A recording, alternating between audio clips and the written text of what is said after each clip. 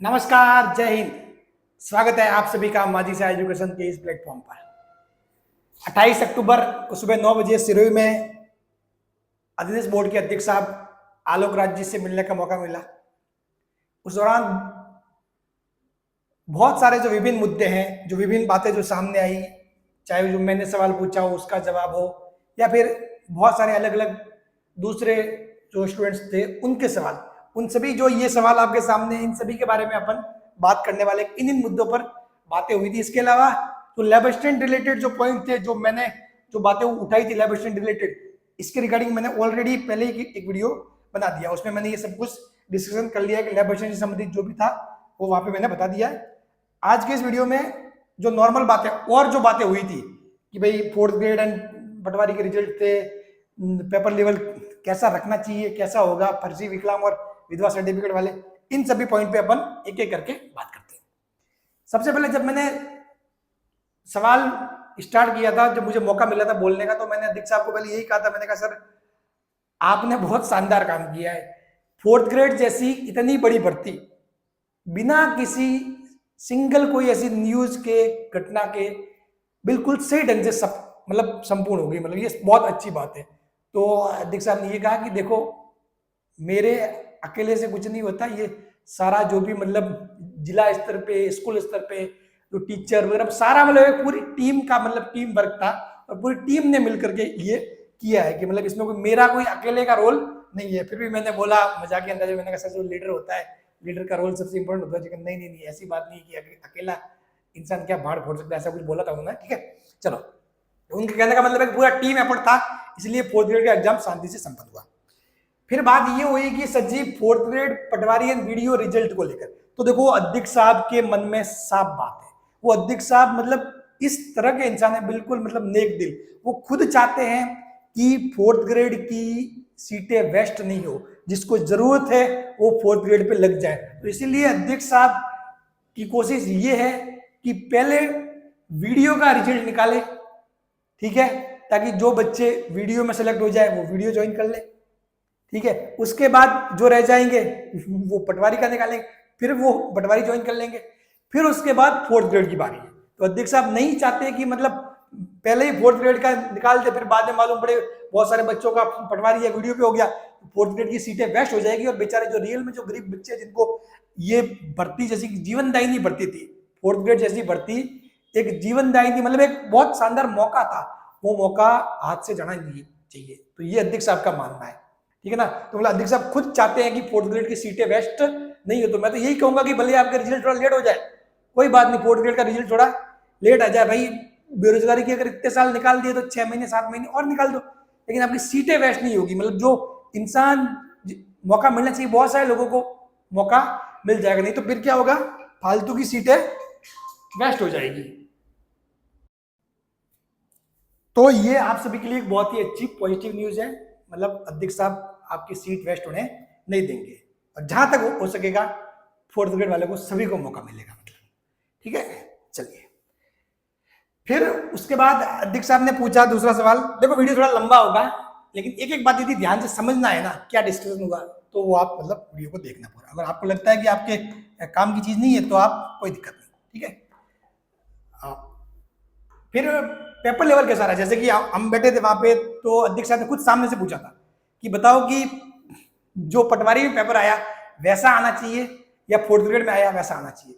तो सभी बच्चों ने यही कहा कि सर 4th ग्रेड में आया वैसा पेपर आना चाहिए, और अध्यक्ष साहब खुद कहे कि हाँ यही मतलब लेवल ठीक रहने से। मैंने भी कहा, मैंने कहा सर 4th ग्रेड का पेपर ऐसा था जिसमें 70 तक तो बच्चे पहुंच रहे थे, मतलब ठीक है, लेकिन 70 के बाद जाना फिर वो मतलब बहुत एक टफ काम था, क्योंकि वो लेवल मतलब इस टाइप का इजी भी सवाल थे, मीडियम भी थे और अच्छे लेवल के भी थे। तो पेपर ऐसा ही होना चाहिए हमेशा।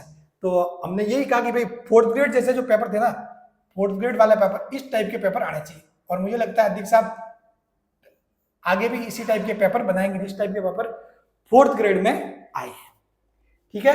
तो ये पेपर के लेवल को बात थी। फिर बात ये उठी कि जो फर्जी विकलांग और विधवा सर्टिफिकेट, इसको लेकर अध्यक्ष साहब बहुत ही सख्त थे। इन्होंने, अध्यक्ष साहब ने साफ साफ बोला, अध्यक्ष साहब ने साफ साफ बोला कि फर्जी एंड विकलांग, सॉरी फर्जी विकलांग और जो विधवा वाले, इनके ऊपर हमारी खास नजर है। अध्यक्ष साहब ने बोला कि ऐसे बहुत सारे लोग हैं जो हस्बैंड वाइफ साथ साथ रहते हैं, किसी को मालूम तक नहीं, इनके माँ बाप को नहीं मालूम पड़ता, पेरेंट्स तक को मालूम नहीं पड़ता, लेकिन वो खुद पेपर पे डाइवोर्स ले लेते हैं, ठीक है, और उस विधवा का फायदा उठाते हैं, जबकि वो रियल बेचारी विधवा है, उसको मौका मिल नहीं पाता। विकलांग, वो भी मुद्दा उठा, उसकी जो सिरोही के सीएमएचओ जो विकलांग सर्टिफिकेट, लगभग 7,000 के आसपास विकलांग सर्टिफिकेट का मामला, उसकी भी बात हुई। उन्होंने कहा कि विकलांग वालों को हम छोड़ने नहीं वाले, फर्जी विकलांग को हम बिल्कुल नहीं छोड़ेंगे, ठीक है। 2018 से जो लगे हुए हैं ना, उन सभी की जांच भी हो रही है, सब कुछ बातें उन्होंने बताई कि फर्जी विकलांग और विधवा, इनके खिलाफ तो हम बहुत ही सख्त हैं, आपके पास कोई भी सूचना हो ना हमको बता दें, ठीक है। अब मेरे भी माइंड में कुछ विचार आ रहा था, फिर मैंने कहा यार मेरे बोलने से मतलब किसी की नौकरी वोकरी भी, किसी के पेट पे लात नहीं मारनी चाहिए, ठीक है। इसलिए खैर, लेकिन ये है कि जो विकलांग, जो रियल में जो विकलांग है उनका हक मार रहे हैं ना, वो बहुत ही गलत बात है, ठीक है। आप भले ही नौकरी लग जाओगे, ठीक है, कुछ लोग मान लो नौकरी कर भी रहे हैं, किसी का हक मार के खाओगे ना तो वो दिक्कत ही देगा, ठीक है। और वैसे भी अध्यक्ष साहब ने बोल ही दिया कि 2018 से हम सारी चेकिंग करवा रहे हैं। और एक और बात हुई थी, पता नहीं एक फॉर्म फिल करने कुछ था, मतलब जो विकलांग वालों का कुछ ऐसा कुछ था, ठीक है, कि वो भी अब फिक्स कर दिया जाएगा, उसको अनिवार्य कर दिया जाएगा, जिससे कि फर्जी लोगों पे बिल्कुल ही रोक लग जाएगी, ठीक है ना। फिर 4 नंबर पॉइंट था कि करंट अफेयर कितना पढ़े, क्योंकि बच्चों ने पूछा कि सर आरपीएससी पिछले 3-4 महीनों का देती है करंट, और आपका के अधिनियम बोर्ड का कोई फिक्स नहीं है, आप लोग के सर 1 साल का भी दे देते हो, फिर 1 साल 2 महीने का भी दे देते हो। तो इस बात को लेकर अध्यक्ष साहब ने कहा कि ये तो सभी के लिए सेम है, ठीक है, तेरे लिए थोड़ी है अकेले की, तेरे को ही थोड़ी मतलब वो पूछा है कि भाई सभी के लिए सेम है, ठीक है। और फिर इसको मुस्कुरा के टाल दिया।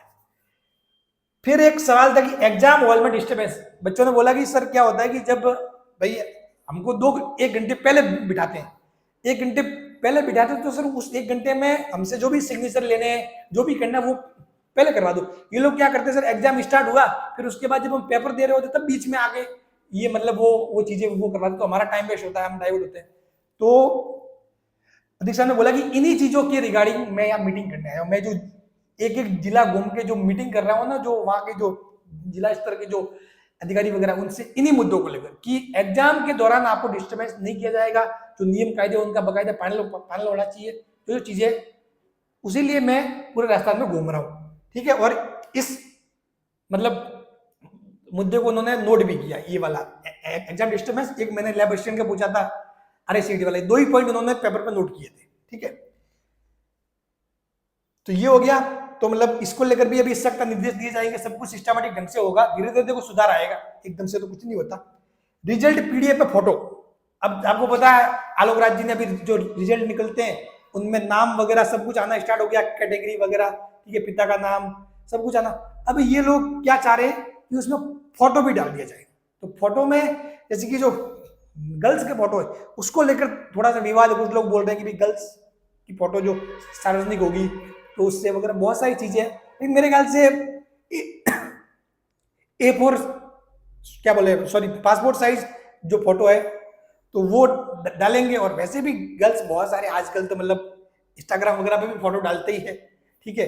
फोटो तो अगर कुछ अगर इंटेंशनली मेरे ख्याल से कुछ उसके साथ छेड़छाड़ करना चाहता तो वो तो कहीं से भी आपकी फोटो निकाल के वो कर ही देगा, लेकिन मेरे ख्याल से इससे क्या होगा कि भाई इंसान पहचान में आ जाए कि अच्छा ये रियल में EWS में है नहीं है, ये रियल में वो है नहीं है, ठीक है। खैर उसके ऊपर बात हो रही है, ठीक है, वो थोड़ा गर्ल्स के फोटो वाला मुद्दा है, नहीं तो अध्यक्ष साहब तो तैयार है डिजिटल PDF में फोटो डालने को, ठीक है।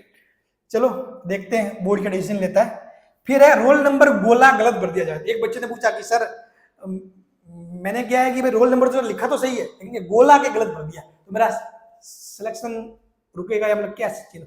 उसने कहा कभी आपने सुना है आज तक कि मतलब गोला गलत भरने से किसी का सिलेक्शन नहीं हुआ मतलब रोल नंबर वाला। तो बच्चों ने बोला सर ऐसी न्यूज तो नहीं आई। तो क्या ऐसा कुछ नहीं है, तुम तुम्हारा काम करो हम हमारा काम करेंगे। अध्यक्ष साहब ने ये बोला, ठीक है, कि आप अपने हिसाब से सही करो, कोशिश करो, भाई गलती होगी तो जो है बाकी किसी का सिलेक्शन चूक जाए वो नहीं होगा भाई। आपने यदि जैसे कि नंबर लिखते ना अपन, पहले तो रोल नंबर लिखते हैं, फिर उसके नीचे भरते हैं गोला, तो वो बोल रहा भाई मैंने लिखा तो सही था सर, जो गोला भरते वक्त मैंने दूसरे में भर दिया, तो वो कहते कि उसका कोई दिक्कत नहीं, वो देख लिया जाता है, ठीक है। फिर क्या, छेड़छाड़ कर ऑब्जेक्शन लगाना। एक बात ये भी होती है कि सर जी बहुत सारे लोग क्या करते हैं, मतलब जो ओरिजिनल प्रूफ होता है उसके साथ छेड़छाड़ करके फिर ऑब्जेक्शन लगाते हैं।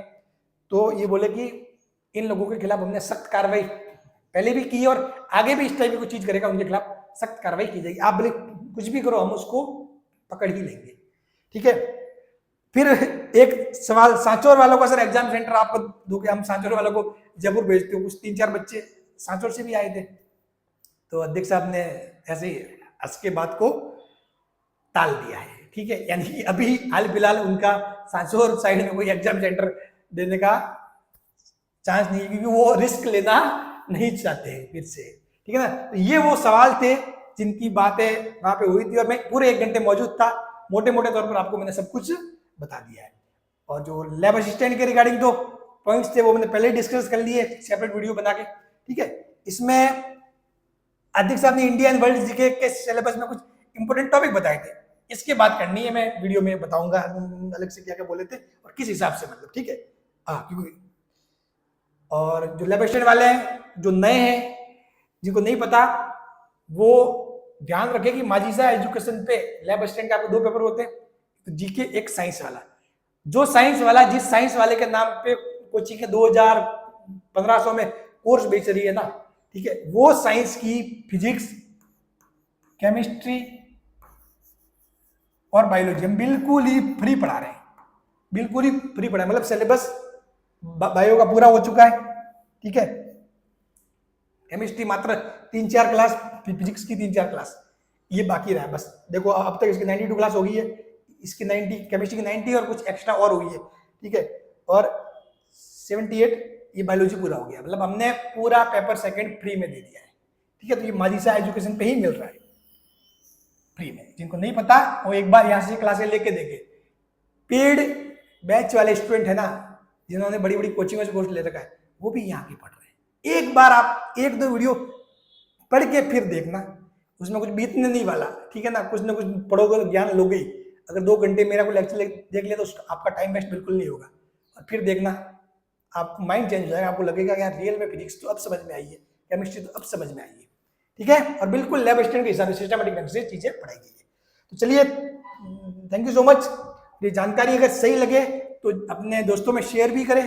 4th ग्रेड वाले जगह पर जो फर्जी विकलांग वगैरह बहुत इंपॉर्टेंट मुद्दों पे बातें हुई थी, बहुत ही काम की, मैंने आपको सारी बातें शेयर कर दी, क्योंकि मैं पूरे 9 बजे से 10 बजे तक जो 1 घंटा का जो वार्तालाप था उसमें मैं वहीं पे बैठा था, बिल्कुल पास ही था, ठीक है। चलिए, थैंक यू सो मच।